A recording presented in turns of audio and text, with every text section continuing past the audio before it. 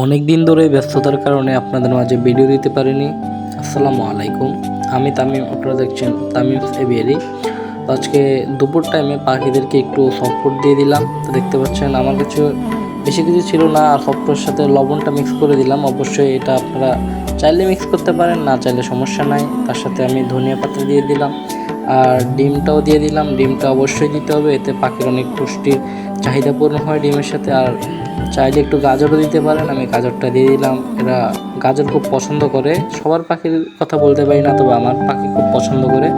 আমার কাছে বেশি কিছু ছিল না, এখানে দিয়েছি আমি গম, ভুট্টা ভাঙা আর ছোলাটা দিয়েছি। আর আপনারা চাইলে আরও বেশি কিছু ডাল বা কিছু অ্যাড করতে পারেন। তো দেখতে পাচ্ছেন আমি সব পাখিকে অলরেডি দিয়ে দিয়েছি। আর আপনারা চাইলে সপ্তাহে 2 থেকে 3 দিন দুপুরটা পাখিকে দিতে পারেন। আর যখন তাদের বাচ্চা থাকবে তখন অবশ্যই পাখিকে দুপুরটা সপ্তাহে প্রতিদিনই দেওয়ার চেষ্টা করবেন, কিন্তু বেশি কিছু অ্যাড করার দরকার নেই। আল্লাহ হাফেজ।